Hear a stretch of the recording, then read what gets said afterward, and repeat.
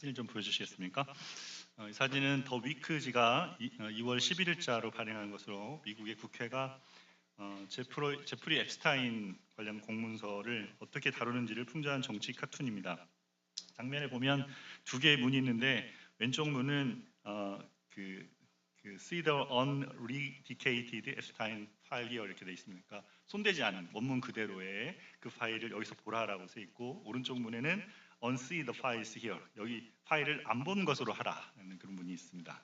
그래서 이 가운데 인물은 US 컨그레스라고 국회 사람들이죠. 이곳에 근데 어디로 가냐면 오른쪽 문을 향하고 있죠. 파일을 공개하거나 진실을 밝힌 왼쪽이 아니라 오히려 못 본 것으로 만들어 진실을 덮으려는 쪽으로 선택하고 있다는 것을 보여주고 있습니다. 이 카툰은 비유이죠. 이 카툰을 이해하려면 여러분 앱스타인에 대해서 들으셨습니까? 시사적인 상황들을 아셔야 됩니다. 미국의 정치적인 상황을 알고 있어야 돼요. 앱스타인과 관련돼서 앱스타인이 이렇게 어린 아이들 성추행이나 이런 것들 관련돼 있었고, 근데 이 사람이 굉장히 미국뿐 아니라 유럽의 정계 인물들까지도 정치 경제 인물들 같이 이렇게 굉장히 많은 사람들 알고 있었고, 그래서 이제 굉장히 이슈가 되고 있습니다. 지금 많이 이슈가 되고 있는 이런 상황인데, 이게 너무나 큰 일이 될 것 같으니까 지금 국회에서도 이게 이런 자료들을 어떻게 해야 될지를 놓고 지금 저런 상황이 벌어지고 있습니다. 이런 카툰을 보면 이걸 딱 보고 무슨 말인지 알아들으려면 어떻게 해야 됩니까? 상황을 이해할 수 있어요. 저 사람의 의도와 저걸 왜 그랬는지, 지금 뭐 했는지를 이해할 수 있어야 되죠. 이런 카툰 이런 것을 비유라고 표현합니다. 그러니까 비유해서 어떤 걸 이야기하는 건데, 오늘 예수님께서 본문에 비유하시는 말씀이 나옵니다. 예수님은 비유를 통해서 하나님 나라의 비밀을 알리셨어요. 예수님께서 왜 비유를 통해서 하나님 나라의 비밀을 알리셨을까요? 그리고 그 비유에 담긴 하나님 나라의 비밀은 무엇일까요? 오늘은 비유와 하나님의 나라는 제목으로 본문을 통해 주신 은혜를 함께 나누기를 원합니다. 첫 번째, 하나님 나라의 비밀은 듣고 묻는 자에게 주어진다입니다. 1절과 2절 말씀 읽어보겠습니다. 예수께서 다시 바닷가에서 가르치시니 큰 무리가 모여들거늘 예수께서 바다에 떠있는 배에 올라 앉으시고 온 무리는 바닷가 육지에 있더라. 이에 예수께서 여러 가지를 비유로 가르치시니 그 가르치시는 중에 그들에게 이르시되, 예수님께서 다시 바닷가에 가셨습니다. 여러분 한 주 한 주 계속 움직이시죠? 또 가셨어요. 1장 16절에 2장 13절에 3장 7절에 바닷가에 가셨습니다. 바닷가가 예수님이 정기적으로 가신 곳입니다. 거기서 뭘 하셨습니까? 예수님이 거기서 사역을 하셨습니다. 회당에도 가셨고, 바닷가와 집에 이렇게 다니셨지만, 특별히 바닷가를 이렇게 정기적으로 다니시면서 평범한 사람들이 쉽게 접근할 수 있도록 그렇게 해주셨습니다. 제가 교회와 사역, 라이프 사역을 하면서 정기적으로 꾸준히 만남을 갖는 것이 중요하다는 것을 깨닫게 됩니다. 그러면서 제가 목회자지만 사람들이 쉽게 만날 수 있는 그런 환경을 만들어주는 거, 줌으로 하든지 이렇게 또 카페를 간다든지 찾아간다든지 여러 가지 방식으로 만날 수 있게 되는 것이 만남의 좋은 통로가 된다는 것을 생각하게 됩니다. 제가 이런 거 어디서 배웠겠습니까? 예수님한테 배운 겁니다. 예수님 하고 계시잖아요. 바닷가에 사람들이 이렇게 몰려오자 예수님은 배에 오르십니다. 육지에서 배에 오르셔서 육지에서 바다를 보면 어떻습니까? 육지에서 바다를 내려다보면 약간 해변이 이렇게 올라가 있잖아요. 그러니까 사람들이 여기 해변가에 있고 예수님 배에 오르셔가지고 거기서 이렇게 사람들에게 메시지를 하는 그런 상황이 됩니다. 사람들은 예수님의 뭘 보게 됐습니까? 여러분이 내가 바닷가에 있어요. 지금 이렇게 있으면 뭘 보게 됐습니까? 이 뒤에 바다와 하늘을 보겠죠. 여러분 이보다 더 멋진 배경이 있습니까? 저는 여기 같은 이지만 예수님은 그렇게 멋진 하나님 만드신 그 하나님의 창조된 세계의 그 배경으로 이렇게 창의적 있게 이거 하세요. 예수님은 사람들이 모여든다고 해서 뭐 건물 짓자, 야 모아가지고 건물 짓자 이렇게 하지 않았어요. 여기가 중심이 돼야 된다 이렇게도 하지 않았습니다. 사람들에게 말씀을 잘 전할 수 있는 상황을 만드셨어요. 그분이 지으신 만물을 이용해서 이렇게 하셨습니다.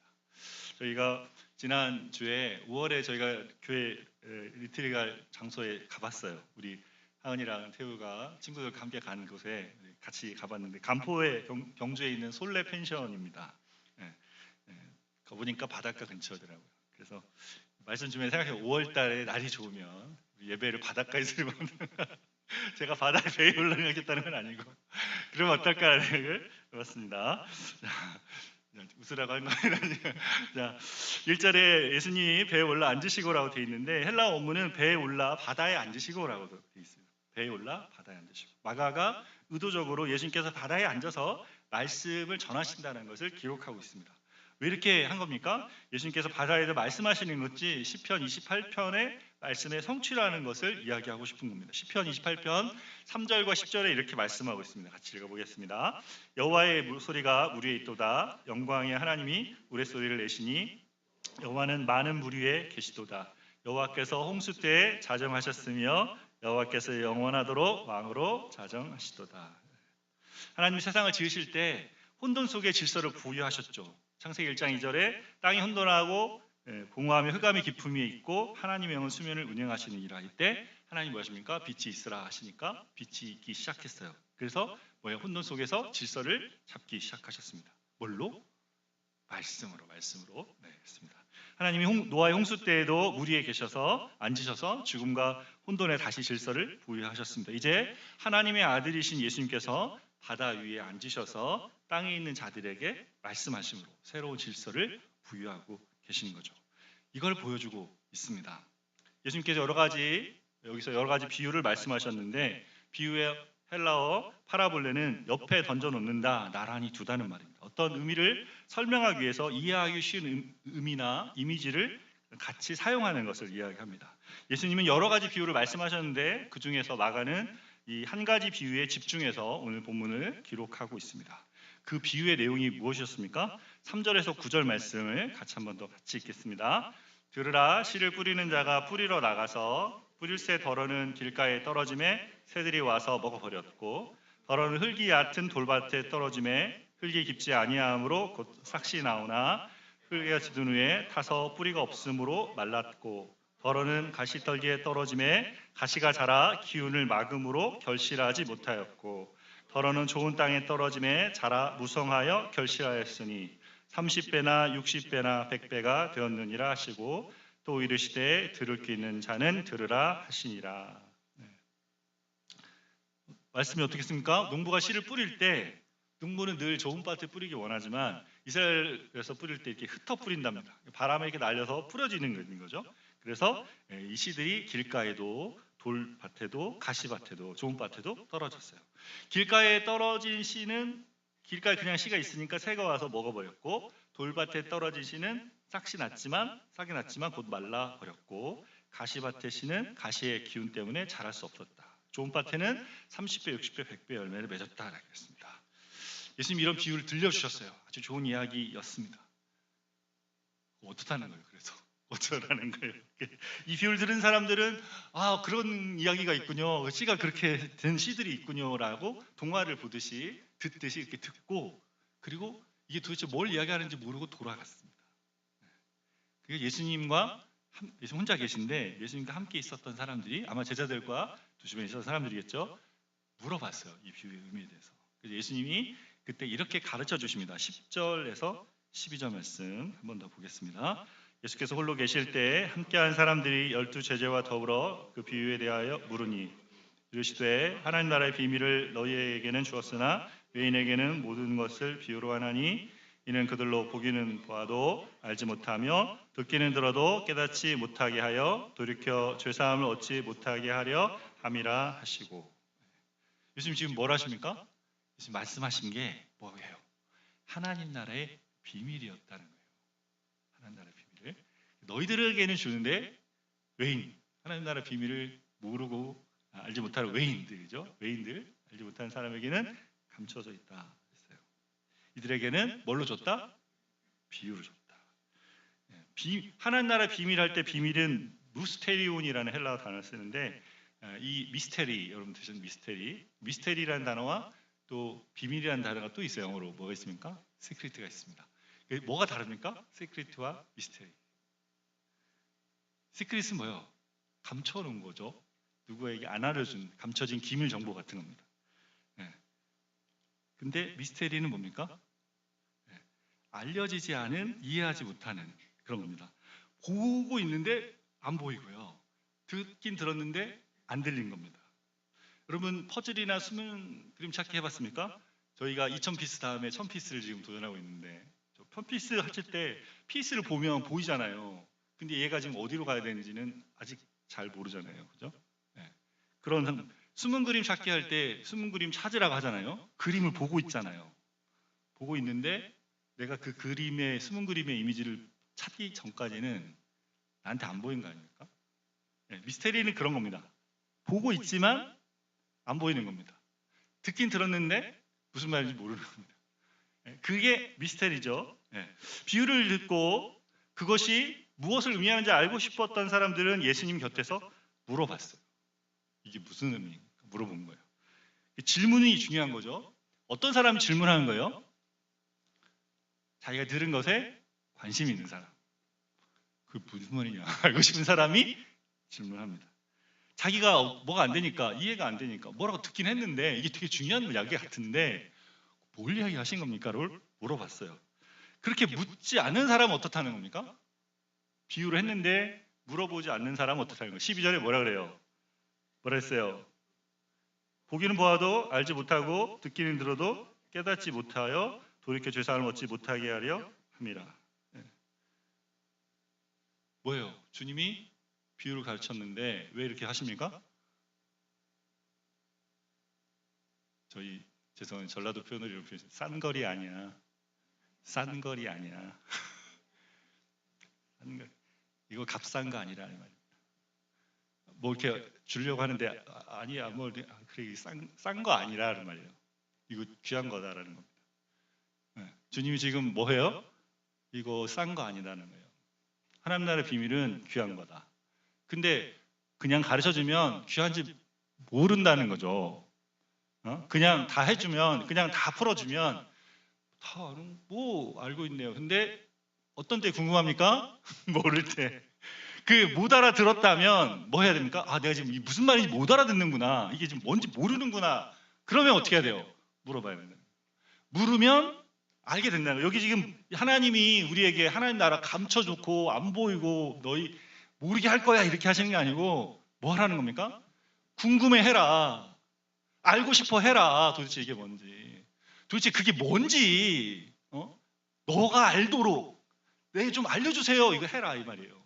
그래서 돌이킬 수 있도록 하기 위해서 그래서 이 말씀을 하신 겁니다. 네, 그래서 지금 이 말씀하신 거예요. 그래서 비밀을 알려 하지 않은 사람은 이 비밀의 유익함을 누리지 못한다는 겁니다.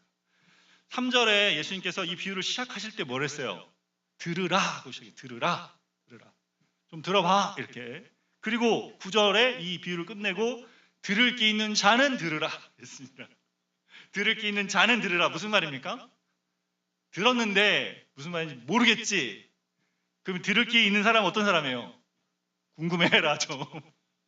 이게 무슨 말인지 궁금해해라. 그리고 알고 싶어 해라. 관심 없고 그냥 지나쳐버린 사람은 어떤 사람이에요? 들을 기가 없는 사람. 그런 사람이 아니에요. 하나님 나라의 비밀에 관심 없는 사람들에겐 하나님 나라도 그 사람에게 관심이 없습니다. 듣고 관심을 좀 가져라. 도대체 이게 무슨 의미인지 좀 물어봐라는 거죠. 하나님은 그렇게 하나님 나라에 관심을 가진 사람을 원하십니다.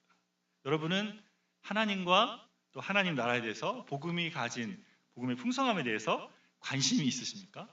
그게 뭔지 도대체 어떻게 내 것이 되는지 내가 어떻게 그것을 누릴 수 있는지 어떻게 그것이 나의 삶 가운데 활용될 수 있는지를 여러분 마음에 두고 관심을 갖고 계십니까? 관심을 갖고 계신 눈빛입니다. 저렁저렁한 눈빛입니다. 네. 예수님은 그분의 말씀에 관심을 가진 사람들에게 하나님 나라의 비밀을 가르쳐 주십니다. 내가 안다는 것에 갇혀 있으면 들어도 들리지 않고 보아도 보이지 않게 됩니다. 그분의 말씀을 주의 깊게 듣고 그분의 말씀이 이해되지 않을 때 묻고 알고자 할 때 참된 깨달음을 얻게 되는 것이죠. 주님께 물어온 사람들의 질문에 답을 주신 것처럼 주님 우리가 살아가는 삶의 자리에 많은 답을 주십니다.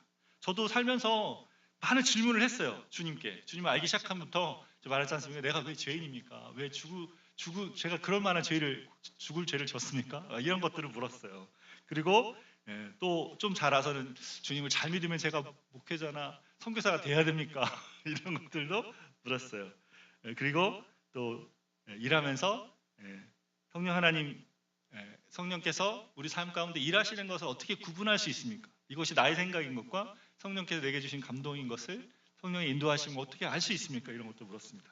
또 직장생활 하면서 어떻게 세상 속에 그리스도인으로 살아갈 수 있는지를 물었어요. 직장생활 하면서 이 질문들이 점점 커져서 신학을 하게 됐는데 제가 신학교에 잘 가면 이것들을 다 배울 수 있습니까?도 물었습니다.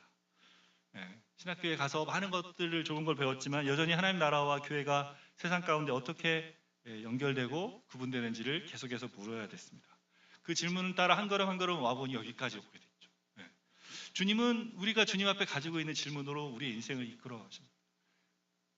되게 중요하지 않겠습니까? 내가 지금 왜 살고 있는지는 그 질문이 인도하는 자리에서 알게 된다면 주님 앞에 계속 이 질문 속에 주님과의 관계성 속에 우리의 삶이 살아가지는 것들을 보게 되는 것이죠.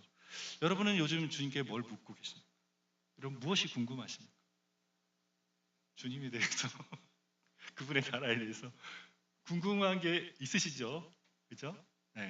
그거 갖고 있는 게 중요합니다. 왜? 아직 우리는 완성되지 않았고 그분을 아는 것에 우리가 다 알 수 없고 그분이 우리에게 주신 복음의 은혜도 그분의 나라도 다 알 수 없기 때문에 그 질문을 갖고 있는 게 중요합니다. 신실하신 주님은 들을 게 있는 자가 듣고 그분께 여쭙는 이 질문에 대해서 답을 해주십니다. 작은 질문에는 작게 답해 주시고 단답형으로 부르면 단답형으로 또 큰 질문에는 어떻게 해요? 큰 질문이니까 시간을 많이 들여서 조금씩 우리의 이해를 주셔가지고 답을 해주십니다.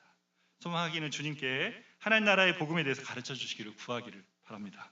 알지 못하는 것을 더 알아가기를 그분의 말씀이 무엇을 뜻하는지를 깨닫게 해달라고 구하시고 주님이 주신 그 답변을 들으면서 하나님 나라에 대한 이해가 넓어져가는 저 여러분 되시기를 바랍니다. 두 번째로 하나님 나라는 우리 마음에 말씀의 씨가 심겨져 자라는 것이다. 13절, 14절 말씀 같이 보겠습니다. 또 이르시되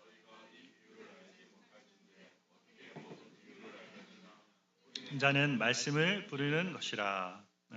예수님은 이 씨 뿌리는 비유를 모르면 하나님 나라의 다른 비유를 알 수 없다고 하십니다. 그러니까 이 씨 뿌림의 비유가 하나님 나라의 모든 비유를 이해하는 기초다 얘기하십니다. 여기서 중요한 게 14절에 씨 뿌린 자가 뿌리는 씨는 뭐라 그랬어요? 말씀이라 했습니다.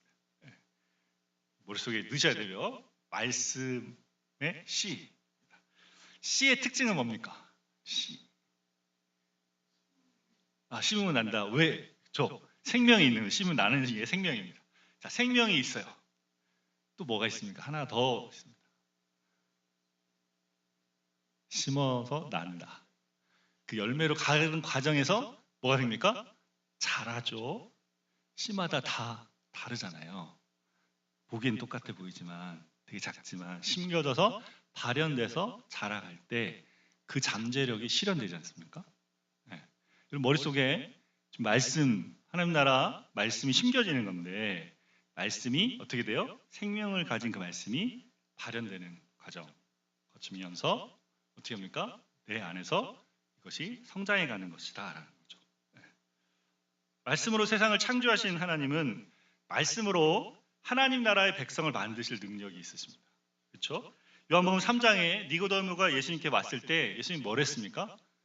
네가 왜 나 찾아왔는지 알아. 니고데모 예수님이 하나님이 함께하지 않으면 당신이 그런 일을 할 수 없습니다. 이렇게 예수님 막 높이는데 예수님이 단도직입적으로 이야기하죠. 네가 나 왜 찾아왔는지 알아? 네가 물과 성령으로 거듭나지 않으면 하나님 나라를 볼 수 없다. 또 하나님 나라에 들어갈 수 없다. 이런 이야기를 하시죠. 뭘 해야 된다요? 물과 성령으로 거듭나야 된다.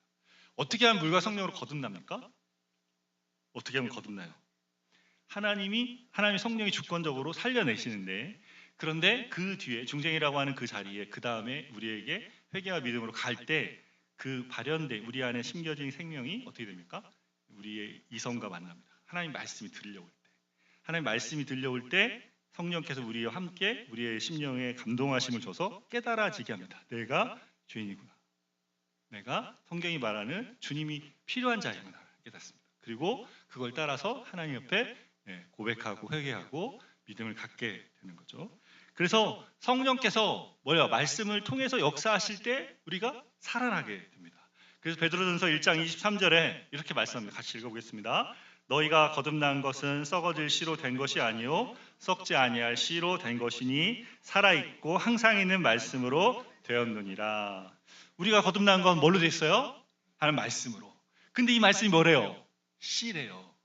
살아있는 씨, 썩지 않은 씨로 됐다라고 합니다. 이 말씀이 생명을 가진 거죠. 야고보서 1장 18절에도 이렇게 말씀합니다. 그가 그 피조물 중에 우리에게 한 첫 열매가 되게 하시려고 자기의 뜻을 따라 진리의 말씀으로 우리를 낳으셨느니라. 뭘로 우리를 낳았어요? 진리의 말씀으로 우리를 낳았습니다. 말씀이 우리에게 들어올 때 우리가 생명을 갖게 된단 말이에요. 말씀이 심겨지면 그 말씀에 가진 생명력이 우리에게 발휘되고 그 영역이 점차 넓어져 갑니다. 여러분, 말씀이라고 하는 것은 하나님 말씀 성경이잖아요. 이 말씀은 뭡니까? 우리가 읽을 때 뭐가 필요한 겁니까? 지적인 이해가 동반돼야 돼요. 이게 무슨 말인지 알아들어야 될 거 아닙니까? 그죠? 지적인 이해가 동반돼요. 네. 그 하나님 말씀을 통해서 복음에 대한 이해가 우리에게 자리하게 되면서 우리가 가진 이해가 조금씩 달라집니다. 우리가 이전에 가졌던 세상과 나에 대한 인식에서 하나님이 보게 하신 그분, 하나님 그분을 알아가면서 그분이 만드신 세상과 그분이 알게 하신 나 자신과 나의 존재의 모습과 그분이 보게 하시는 세상을 살아가는 방식에 대한 이해가 조금씩 자리하게 됩니다. 자라가 된다는 거죠. 그래서 뭐가 달라집니까? 우리가 살고 있는 삶의 의미와 목적과 방향이 달라지죠. 원래 하나님 우리를 지으실 때 주셨던 그 삶의 존재 이유와 목적과 방향에 따라서 하나님과 그분과의 관계성 속에서 복음이 말하는 자유와 여유를 가진 삶을 살게 되며 이전보다 더 평안하고 더 기뻐하고 더 사랑하는 삶을 살아가게 됩니다. 여러분 어떠세요? 지금 복음을 알고 하나님의 말씀을 깨닫고 마음에 받아들이면서 그런 조금씩 뭔가 알 수 없지만 내 삶에 다른 새로운 일들이 조금씩 세워지고 있습니까? 이전보다 화가 좀 덜 나는 것 같아. 이전보다 마음이 굉장히 평안한 것 같아. 이전보다 누군가를 더 사랑하는 생각들이 더 들고 있는 것 같아. 그런 모습들이 여러분에게 있습니까? 그렇다면 지금 말씀하신 하나님 나라가 말씀으로 온 생명으로 주신 그 말씀이 여러분 안에서 조금씩 확장되어져 가고 있는 것이죠. 다시요. 씨가 심기기 때문에 심겨지면 이 생명력이 점차 우리를 변화시킵니다. 내면에서부터 조금씩 변하면서 이 생명력을 발휘하게 되죠. 하나님의 말씀은 그래서 능력이 있습니다. 우리가 묶여있는 것들에서 놓여지게 하시죠. 로마서 1장 16절에 이렇게 말씀을 같이 읽겠습니다. 내가 복음을 부끄러워하지 아니하노니 이 복음은 모든 믿는 자에게 구원을 주시는 하나님의 능력이 됨이라. 바울은 복음을 부끄러워하지 않는데 뭐예요? 모든 믿는 자를 구원하신 하나님의 능력이 된다. 말씀을 통해 주시는 복음이 능력입니다. 우리를 구원하는 능력이죠.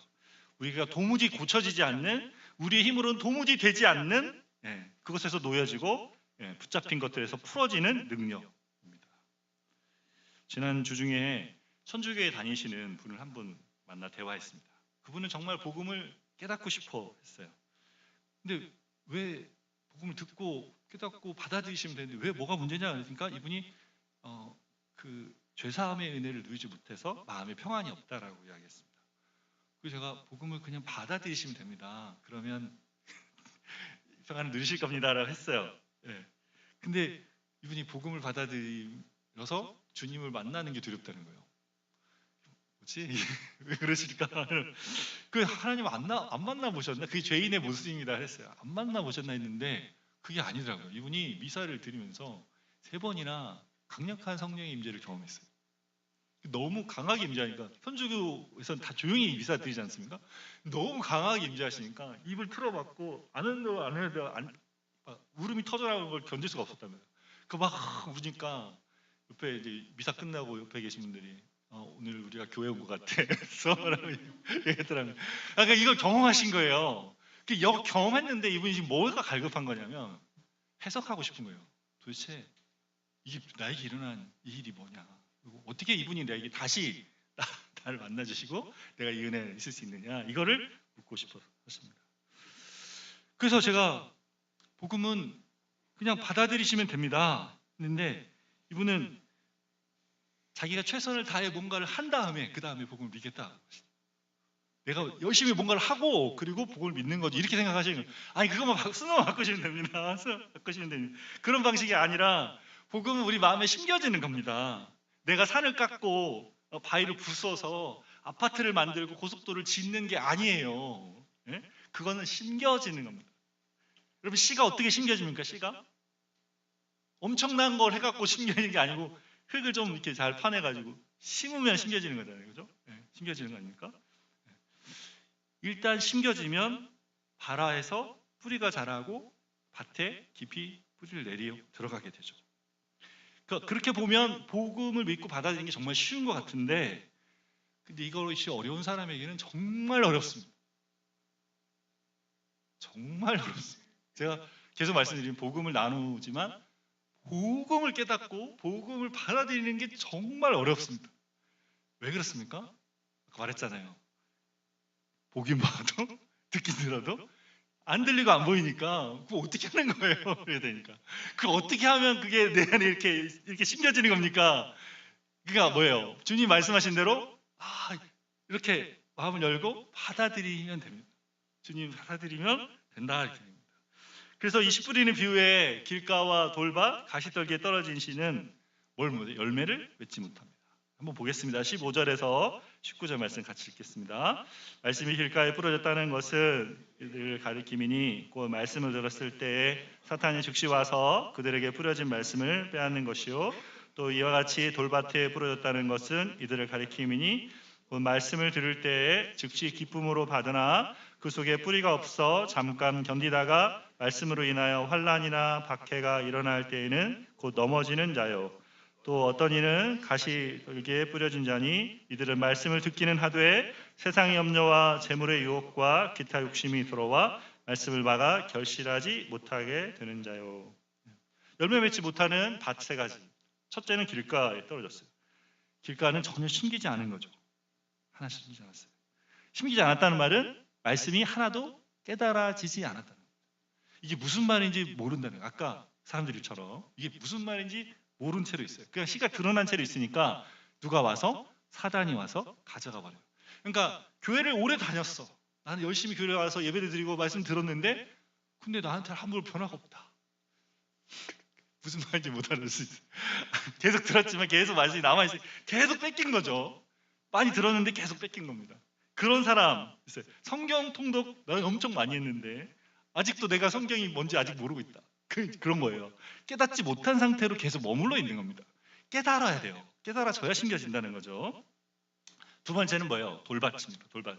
처음에 돌밭에 뿌리를 싹시 나서 자랐는데 뿌리가 깊지 않아서 말씀을 위해 환난이나 어려움이 있으면 곧 넘어진다 그랬습니다. 이 사람의 문제는 뿌리가 깊지 않아서죠. 사실 식물이 자라려면 뭐가 있어야 됩니까? 햇볕이 있어야 되는데 그 햇볕을 이길 만큼 뿌리가 깊이 내리고 있지 않은 거죠. 복음을 들을 때 너무 기쁜데 이게 말씀 오늘 들을 때는 너무 좋은 말씀. 그래 내가 다 할 수 있을 것 같고 이걸 마음에 품고 막 있어야지 했는데 조금만 어려움이 생기면 금방 잊어버려. 금방 그게 뭐예요? 그게 나 몰라. 그렇게 되고 어떻게 됩니까? 거기에 말라버려. 그 주 말씀이 자라지 못하게 되는 거죠. 여러분 혹시 이런 모습 신앙생활하는 분이 있어요? 주일에 말씀 이렇게 듣고 나서 너무 좋은데 월요일부터 좀 뭔가 일이 벌어져 집안에 일이 벌어지고 또 직장에서 일이 벌어지고 학교에서 일이 벌어지면 언제 내가 그랬냐 언제 말씀을 기쁨을 받았냐 잊어버리고 말라버리는 은혜는 없어지는 그런 걸 계속 경험하고 있습니까? 그러면 이제 내가 열매를 맺지 못하는 이유 돌밭에 뿌리를 내리지 못해서 그렇다. 세 번째는 가시밭에 뿌려진 이 씨는 깊이 심겨지지만 잡초나 가시원공기도 같은 깊이로 심겨진 거죠. 이 사람의 마음은 하나님의 말씀을 정말 중요하게 여깁니다. 근데 그만큼 뭘 중요하게 여깁니까? 여기 말하는 세상의 염려와 재물의 유혹과 기타 욕심들이 들어와 있어요. 그걸로 마음이 채우고 있으니까 말씀이 깊이 뿌리를 내리지 못하는 거죠. 예배를 드리면서도 내일 봐야 될 시험 걱정하고 있고 주식 생각하고 있고 부동산 가격에 마음 쓰고 있으면 그러면서 예배 드리면 어떻게 됩니까? 이게 말씀이 이게 깊이 뿌리 내리지 못한단 말이에요.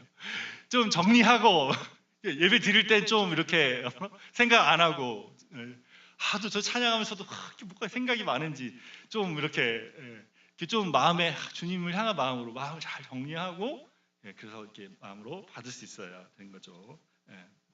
어떻게 하면 말씀이 우리 안에 깊이 뿌리 내립니까? 좋은 밭이 돼.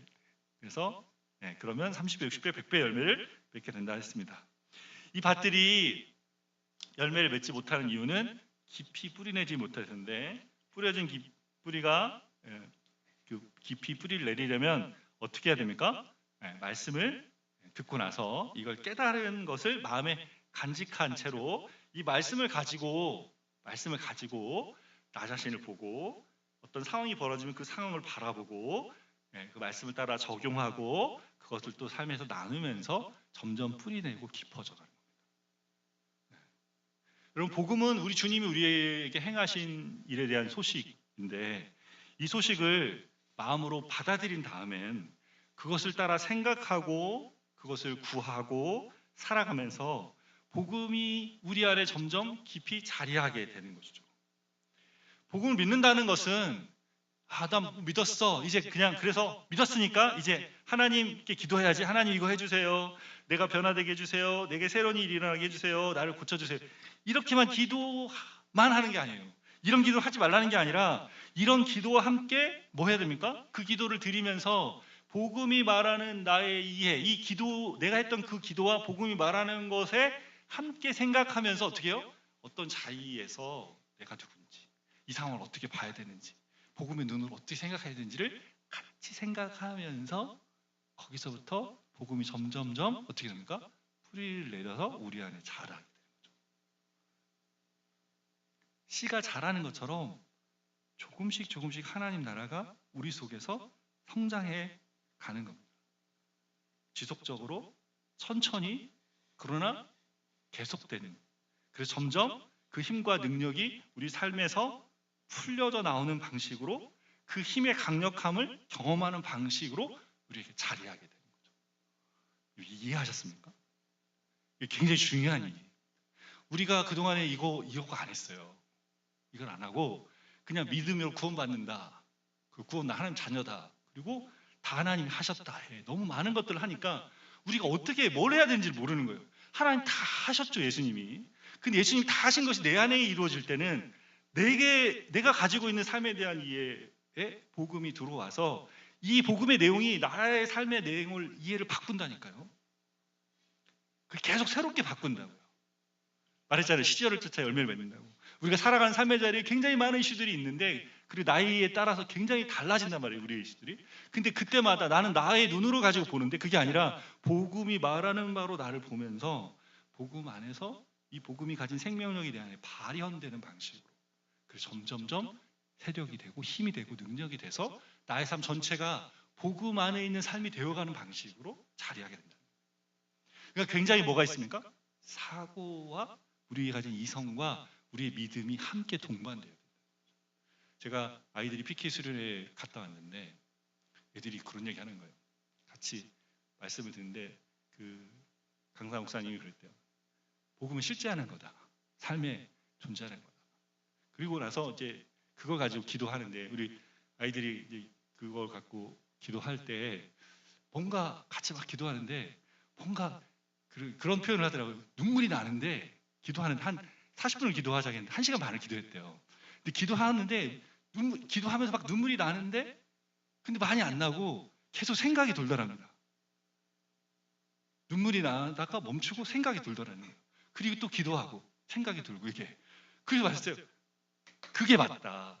감정에 도취돼서 막 엉엉 울고 막 폭발하고 그래서 은혜 받았다 이게 그걸 잊어버릴 일이 아니고, 생각해서 사고를 좀씩 바꾸면서 하나님 그렇군요. 내가 이렇게 하겠어요. 주님의 은혜가 이거군요. 주님이 이렇게 되기 원하면, 이것이 나의 사고를 통과해 가면서 점점점 변화되는 것이 지금 복음이 우리가 말하는 복음의 은혜 안에 우리가 누리는 것, 이 방식이다. 다 있죠, 이 안에. 감정만 있는 게 아니라 감정과 이성과 우리 의지가 복음이 말하는 바에 만나서 성령께서 우리에게 가르치신 것들 따라 변해가는 일들이 생기는 겁니다. 조금씩 천천히 변화되지만, 시간이 가면 우리가 하나자리 이렇게 가면서 변화되지만, 시간이 가면 점점점 확산되고 확대되기 때문에 더 많이 영향을 받습니다, 복음에. 처음에는 내 삶이 그냥 있는 것 같지만 주님이 주신 복음의 은혜가 훨씬 우리 안에 많이 들어와서 영향을 주는 거죠. 그래서 점점 더 달라지는 이런 방식으로 복음을 우리에게 주셨어요. 한번 이 사진 한번 보시겠습니까? 영국의 신학자 캠벨 모건이 예수님의 비유와 은우질이라는 책에서 이런 예화를 이야기합니다. 어떤 사람이 이곳에 이렇게 묻힌 사람이 있는데 이 사람은 기독교를 살면서 너무 싫어해가지고 기독교가 부활을 이야기하잖아요. 그래서 혹시라도 부활이 있다면 나는 부활 안 할 거야. 그래서 그 무덤에다가 엄청 몇 톤 되는 돌을 갖다 놓아라. 내가 올라오지 않게. 그렇게 해놨답니다. 그렇게 예언했어요. 그래서 죽은 다음에 그 돌파를 이렇게 쌓아놨대요. 쌓아놨는데 지나가다가 새 한 마리가 도토리를 떨어뜨렸답니다. 그 무덤 옆에다가. 근데 이게 자라가지고 무덤을 깨고 깨뜨리고 저렇게 판 갈라버렸다. 여러분 저 돌판 위에 도토리가 떨어졌다면 이런 일이 벌어지지 않았을 텐데 이 옆에 어떻게 흙에 떨어지니까 어떻게 됩니까? 심겨져서 저보다 더 큰 위력을 발휘하게 된 거죠. 여러분 복음이 심겨지면 그 힘의 영향력을 발휘하기 시작합니다. 그리고 복음은 강력하다. 아까 하나님의 능력이 된다고 그랬잖아요. 심겨진 시간이 지나면서 뿌리가 점점 깊어질수록 그 씨가 가진 더 큰 능력과 힘이 발휘되게 됩니다. 마가복음 1장에 3장을 읽으면서 우리는 예수님 말씀에 반응하는 사람들을 봤어요. 바리새인과 종교 지도자들은 예수님 말씀을 듣지만 깨닫지 못했습니다. 이들은 첫 번째 밭에 해당되는 사람들이죠. 예수님을 찾아온 많은 무리들은 예수님이 병 고쳐주시고 귀신을 쫓아주시는 것이 너무 좋았어요. 그게 기뻤지만 그래도 이들에게는 깊이 말씀이 뿌리내지 못하는 두 번째 밭에 해당하는 사람들이죠. 예수님의 가족들은 어떻습니까? 예수님 때문에 가문의 명예가 실추되고 체면이 깎이는 것을 염려하고 있습니다. 이들은 염려와 그죠? 그래서 세 번째 밭에 해당됩니다. 이들의 관심은 어디 있습니까? 다 나에 있어요. 나 자신에게 있습니다. 나의 내면에 집중되어 있어요. 그래서 이들은 주님이 기대하시는 열매를 맺지 못하죠. 복음의 씨가 좋은 밭에 심겨지는 것은 예수님 그분을 마음에 받아들이는 겁니다. 그분이 우리 안에 심겨져서 그분에게 우리의 관심이 집중되는 것이죠. 우리 자신보다 우리를 위해 모든 것을 행하신 주님을 바라보는 것입니다. 그것이 우리 안에 심겨지고 깊이를 더할 때 우리를 변화시킵니다. 요한복음 12장 24절에 주님 이렇게 말씀합니다. 같이 읽겠습니다. 내가 진실로 진실로 너희에게 이르노니 한 알의 밀이 땅에 떨어져 죽지 아니하면 한 알 그대로 있고 죽으면 많은 열매를 맺느니라. 누구에 대한 말씀입니까? 예수님에 대한 말. 예수님이 우리를 위한 씨앗으로 이 땅에 오셨어요. 그분은 세상을 구원하시기 위해 한 알의 씨앗이 되어 땅에 떨어져 죽으셨습니다. 하늘과 땅의 모든 권세를 가지셨으나 그 모든 권세를 사용하지 않으시고 대신해서 우리를 대신해서 죽으셨어요. 주님이 죽기까지 약해지셨습니다. 그분이 땅속에 들어가 죽으시는 것을 통해 복음이 능력이 되게 하셨습니다. 그분이 스스로 약해지심을 보는 것만큼 우리를 변화시키는 것이 없습니다. 여러분 나를 위해 약해지신 주님의 그 아름다우심을 볼 때 우리는 변화됩니다. 여러분의 관심을 그분께 집중하길 바라요. 주님을 알고자 하고 주님이 주신 복음을 알고자 하고 말씀을 듣고 묵상하고 읽는 것에 멈추지 않고 그 말씀을 따라 생각하고 말씀과 함께 선택하고 말씀을 의지하며 살아가는 거죠. 주님이 주신 복음을 따라 생각하고 복음과 함께 생각하고 복음을 따라 선택하고 복음이 주는 것을 따라 행하는 것이죠. 우리를 위해 모든 것을 내어주신 은혜와 진리가 충만하신 예수님의 아름다우심에 사로잡혀 살아가면서 그분이 맺게 하시는 열매 30배, 60배, 100배 열매를 맺는 저 여러분 되시기를 바랍니다. 주님 말씀 가지고 우리 함께 찬양하고 기도하며 나가겠습니다.